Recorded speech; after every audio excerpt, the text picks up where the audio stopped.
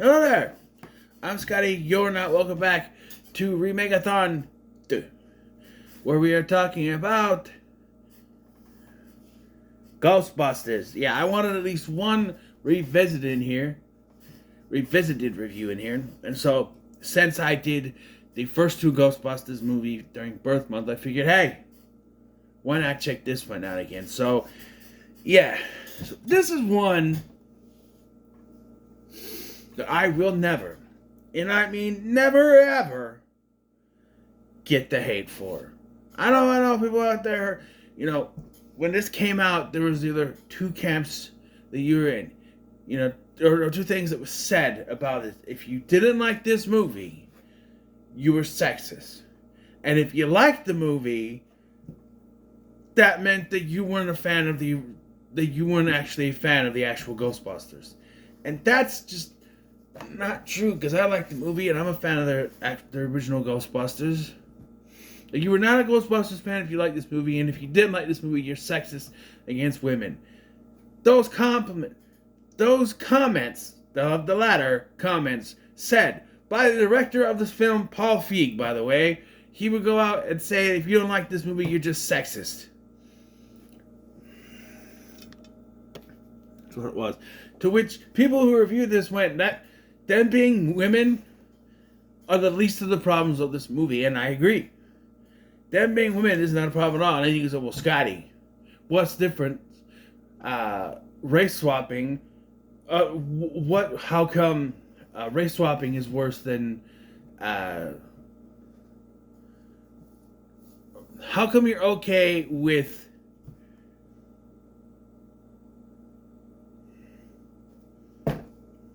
I can't think of the word of gender swapping, but not race swapping. There's a difference here. If they had race swapped these characters as women, and you got weird names like Igona Spangler or Rhea Stance or Pietra Venkman, right? Winnie Zeddemore, right? If they just gender swapped them and changed their names, oh, these are the same characters, just female, then you could cry outrage. But these are original characters. Yes, they do follow a similar format, but they do change it enough. These are original characters. They're original characters. They're not just gender swapping the characters that we know and love.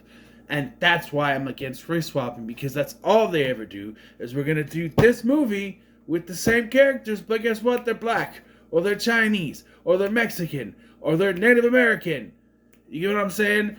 That's why it's different, and that's why I don't like that. Hey, make them original characters, right? I mean, so like I said, maybe I didn't record that version, but if the X-Files reboot has original characters and not just the black Mulder and Scully, I think it'll be fine. But if you race swap two characters we know and love and grew up with and say this is Mulder and Scully now, wrong. People are you're gonna face some problems. So I'm just saying. So yes, they gender swap them, but it's not gender swapping technically, because they're not the same characters. Even some of the characterizations are deviated from, right? And even Kevin, Chris Hemsworth's character, is not a gender swapped Janine, because then it would be like Jerry or some shit. And because Janine is no idiot like Kevin. And that is a part of the issues that people have, is that every male character in this movie is either a villain or an asshole or an idiot. Let's look at this. You have Higgins. I don't know the character's name, but Higgins, he's an asshole to them. Aaron's former boss, I know the actor's name, I can't think of it. He was Tyrone Lannister. He was a Lannister, for sure. Charles Dance. Make sure I know that. I don't watch Game of Thrones, okay?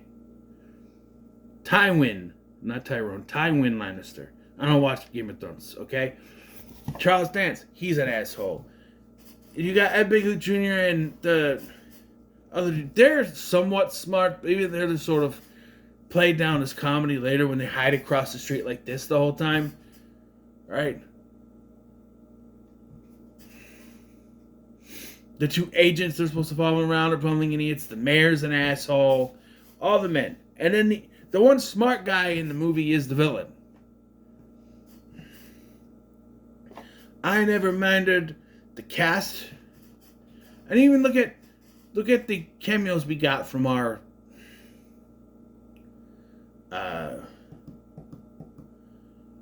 original cast. Bill Murray plays an asshole, but that's Bill Murray, so you know. Dan Aykroyd, sort of a goofy character. I don't go downtown, and I don't believe in no ghosts. I ain't afraid of no ghosts, or something like that. Ernie Hudson shows up. His cameo was probably the best one. Annie Potts is there. Sigourney Weaver. Yeah, him. Sigourney Weaver's cameo comes during the credits, which is kind of weird to me. They couldn't fit it in the film. And there's also an extended version of this film, which I did not watch. I have seen it. But being as this is my first viewing of the whole thing since probably the last time I did this review. I think I've watched it in pieces with my son since then on TV.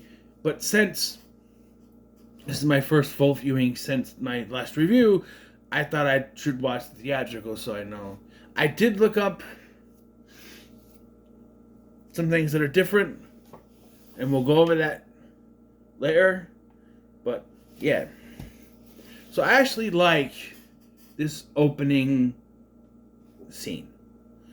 I think it works in the Ghostbusters universe. It's this guy is giving a tour of this supposed haunted mansion. When some spooky things happen, but he revealed that he's actually behind it. But then he tells the story of what supposedly happened, and then the ghost of this woman they told the story about comes out and attacks him, and we get the Ghostbusters. Man, it. You know, that whole thing. It works. And then we're introduced to our main character, Aaron Gilbert, who is up for tenure at this university, Columbia University, because that's Columbia. Do you get it? Columbia Pictures. And she's talked to by her boss, Charles Dance, who is a very snooty guy. And she is actually approached by Ed Begley Jr. playing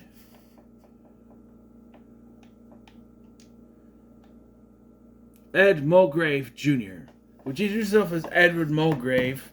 And then later when he talks to the dude, she's like, Edward Mulgrave can talk to us? But he's been dead. What? Well, who's that guy? Well, that's the son, Ed Mulgrave Jr. Well, obviously we're talking about him. He goes to talk to her about ghosts. She said, no, there's no such thing as ghosts. And he's like, well, you wrote this book. I didn't write a book. You got the wrong Aaron Gilbert. No, just right here, just your picture. Shows the book. And apparently, she and her friend Abby wrote a book that was supposed to not sell out, but Abby needs money, apparently. It's called Ghosts from Our Pasts. Yes. So, then Aaron goes to talk to Abby, who is working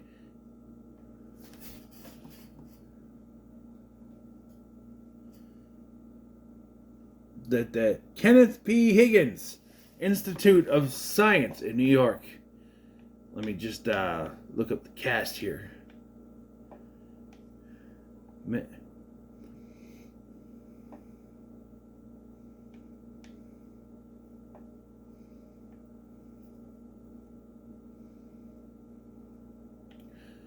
Yes, Steve Higgins, who's a producer for Saturday Night Live, but also is the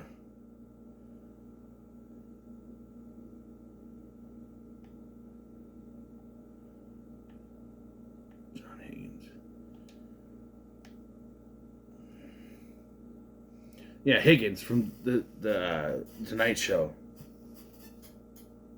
Yeah. Is there, but so she talks with Abby, and we meet up with Holtzman, who is eccentric. So one of the things I don't mind, everyone complains about the actors in this movie. I don't mind the casting. Okay? Yes, it's very obvious that they were allowed to ad-lib their asses off, but I like some of the dialogue in this movie, right? Like, when they try to get listen to something, it's like a fart. He's like, I do like when she's like, it's not from the back, it's from the front, or whatever she says, because it's a queef. People are like, oh, queef jokes. Grow up. It happens. It happens, right? It's a real thing that happens. So you just gotta get over it, right? So Aaron tells her to stop signing the book, which she says no to, and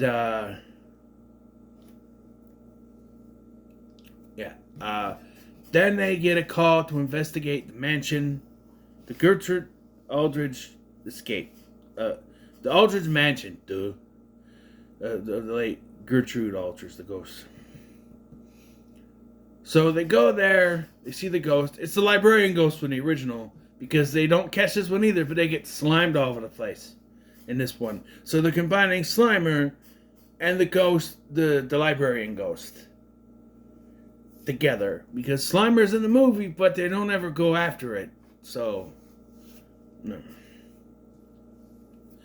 Yeah. And after this, as they recorded it, Aaron gets fired from Columbia University and ends up joining up with them.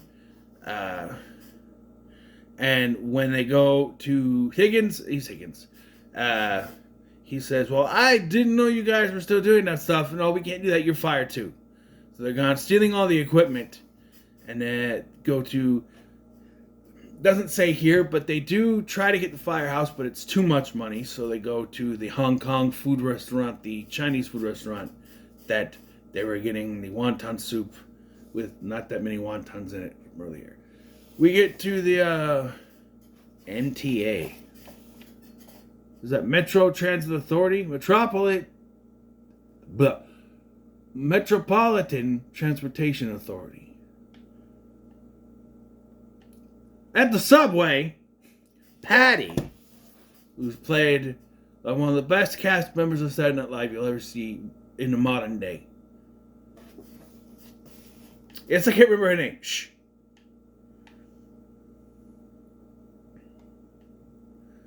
Leslie Jones. And she's good in this movie too, okay? She encounters a ghost while chasing after, I think it's Rowan that she sees, that she runs after him. And the ghost shows up, a haunted A. Can you tell us what it... Auburn Correctional Facility is a state prison. Really? Oh, it's a subway terminal built under the... Okay. The ghost shows up and she tells them about it. During this is where they hire Kevin, which is completely gone from the Wikipedia article. Because they hire Kevin first. He's a total idiot. He doesn't put glass in his glasses because it gets dirty. Now, I for one, can totally, go with that. Your glasses get dirty because you clean it, and about an hour later, you got dust all over it again. What the hell? I can agree with that. But to have no glass in it, what's the point of wearing the glasses then? Just do this. No point in wearing glasses. Am I right? So they get the tip from Patty and they go back to the subway and they find the ghost there. They try to capture it. They can't. They test the proton packs. Also, there is the scene here, which they don't say here either, with the graffiti artist who has to draw the... They're like, can you draw the ghost that you saw? So he draws a ghost, we don't see it. And he's like, no, you cannot do that. No ghost? Okay, and he goes like this. And then when they show it, it's the Ghostbusters symbol, but Kevin tried to give us Ghostbusters. There's the symbol everyone thought we were going to get, which is a ghost with boobs, because they're women. It's a joke. And there's a hot dog floating over a house. The ghost is supposed to be holding that hot dog. I don't know. There's other ones too, but... and then they don't call themselves the Ghostbusters. The media does. They're like conductors of the metaphysical examination. I don't know. It was never gonna. I don't know. I mean, Ghostbusters works. Patty joins them, and she has all the information on New York City, and she brings a repurposed hearse from her uncle Bill Jenkins, which they named Acto 1, and and Holtzman reutilizes it into Acto 1, which Patty's not happy about because they're just borrowing it, but you know. And during the movie we see Rowan, our villain,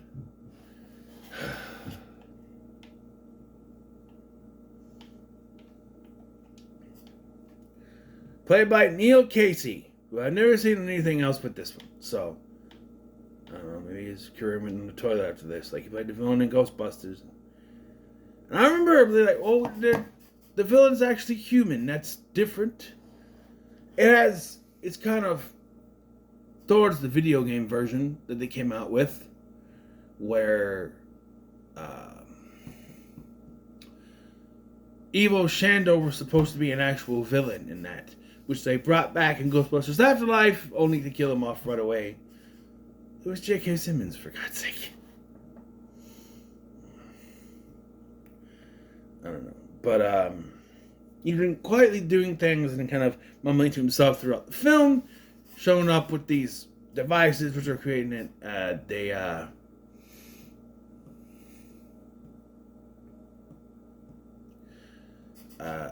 Yeah.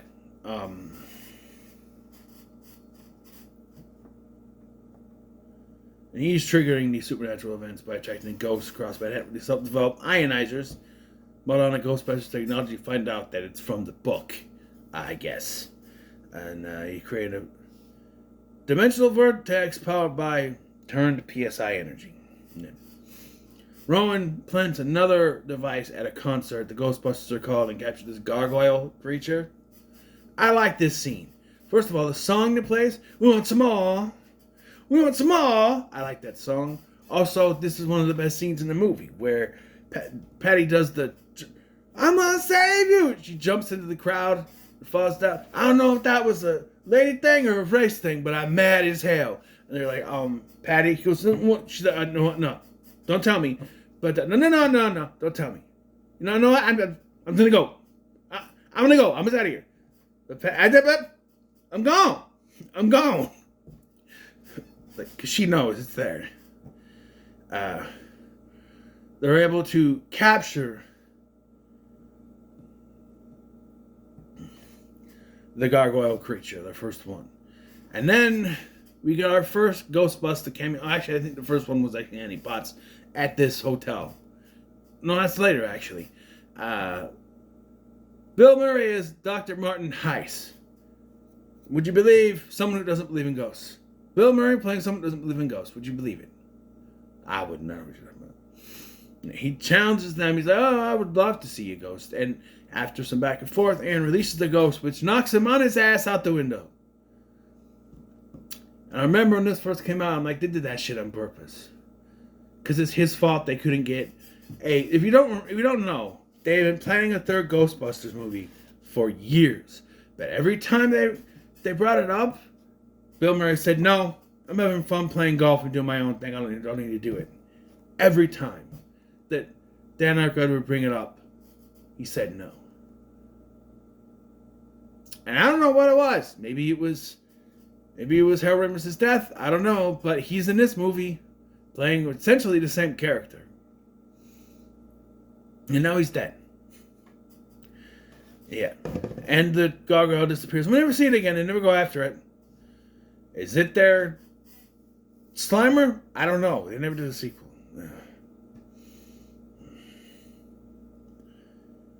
And then we get the stupid-ass mayor subplot. So the mayor brings them before him and tells them, "Hey, love what you're doing. Gotta tell everyone it's fake, though." And they're like, "What?" "Yeah, we're gonna tell everyone it's fake, that you're faking everything and that you're frauds, because we don't want to spread any panic. So everything you do is fake. It's fake. You know." And so, yeah, so they leave and then they're just told that everything that happened is fake. Everything at that concert is fake. That's why people seeing all that. You know, they then realize that Rowan is playing devices along ley lines, and I love this joke because they do X's of where the stuff is, and then they create a big X, and they go, "Do you guys see this?" And I love the joke of, yeah, it's a big X across a bunch of little X's. I laughed it. I don't know why it made me laugh so hard, but it did. It's a big X made of a bunch of little X's. A bunch of little X's. Some of Kevin's lines made me laugh my ass off. I don't know what's so funny about. Hey, Kevin, can you answer the phone? The phone's in the fish tank. No, not that one. The one that's on the desk next to you. Oh. Hello? Uh-huh. That was way too much. I gotta go. And the whole... I don't know why it made me laugh. I didn't really spit back in there. I gotta drink it. I hate coffee. Yeah, there's sugar in there. And the fact that... when Erin goes to drink it, she's like...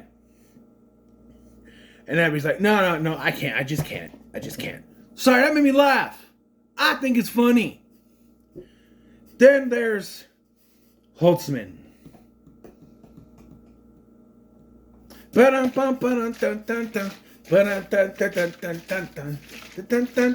the rhythm of the night. Okay, we don't need that. So Holtzman is probably the worst of the jokes.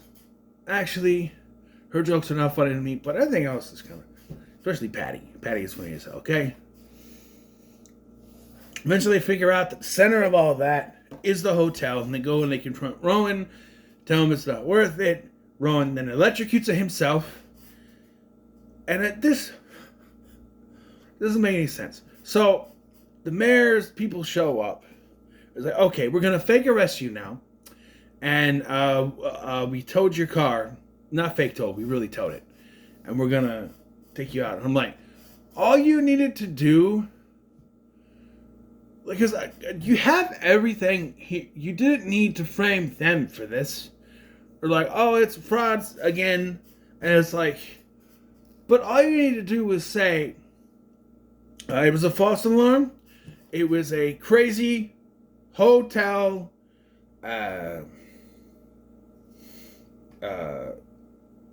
employee who thought he was doing something, but really he just electrocuted himself to death. The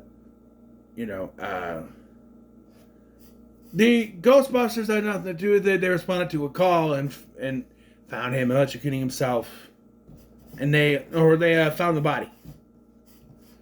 That's it. But for some reason, they decided to have to frame them again for no reason, arresting them, fake arresting them, but. And then the group breaks up, which I feel might have been more fleshed out in the extended version, but it just cuts to Erin is in a hotel room, and she's looking over a book, the book that Rowan had, and that's what she figures out. That he was supposed to electrocute himself to death. To become a ghost. Rowan then... And... so this scene sort of works, but doesn't. Rowan possesses Abby, okay? And they have this fight between him,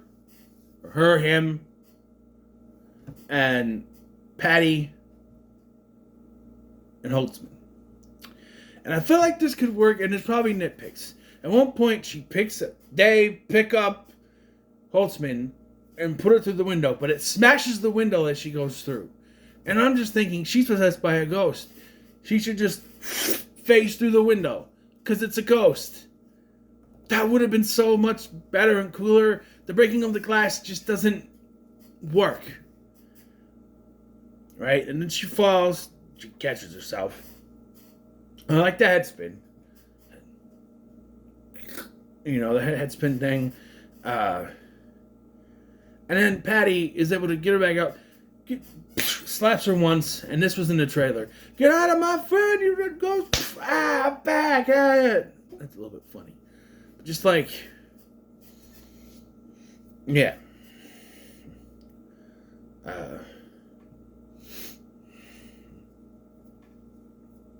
He then possesses Kevin, who, he's like, well, I hope this guy knows how to ride a motorcycle. He does. I'm like, so he knows how to ride a motorcycle, but not how to answer a phone or type or anything else? Right? I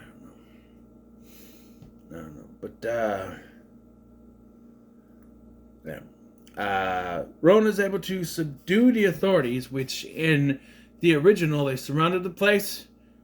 In the extended version, they surround the place, and there's a whole dance sequence, which is shown in the credits of this one, but it's in full in the extended edition. I'll get to the extended stuff.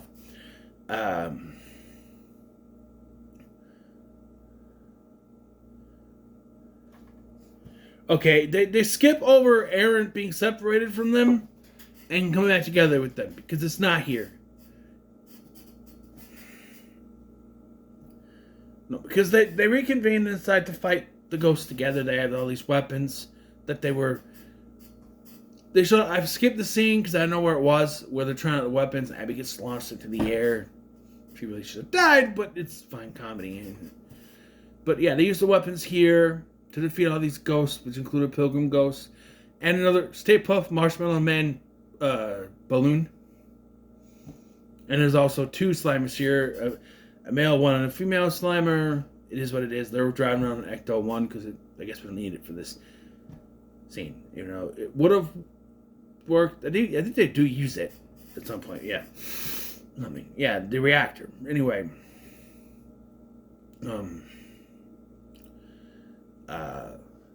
So Rowan leaves Kevin, almost making him fall to catch him, and asks, well, what would you like me to be? And Patty's like, how about a little ghost? And so he shows up as the ghost from the logo, and then turns very big. And I remember the action figures for these.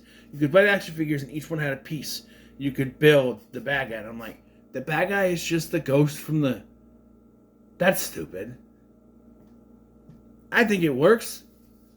Except for how they defeat it. Because for all the sexism talk, the way they defeat Rowan is by shooting him in the balls. Yeah. And they use Ecto-1's reactor as a makeshift bomb, detonate a nuclear explosion inside the vortex, which reverses the portal, sucking them all in, including Abby, who gets dragged in by Rowan, but Aaron leaps into the portal and rescues her. And in an unnecessary plot point, they now have white hair. There's no reason for it. In the very next scene, they've dyed their hair almost back. So I don't understand it. And I did laugh because you got the mayor talking to someone. Mr. Mayor, are you trying to tell me that none of this was real, even though people saw it? And he's like, yeah, And he's like, then he's saying that terrorists put something in the water. Wait, what? Put hallucinogens in the water to make it see something. Wait, what? That was funny. Come on. Wait, huh? Like, as if his PR lady, made something up and didn't run up by him. He's like, I did like earlier. Like, you're just like the mayor from Jaws. I'm not the mayor from Jaws. He kind of is. So I did kind of love it. It's Andy Garcia, by the way. Yeah.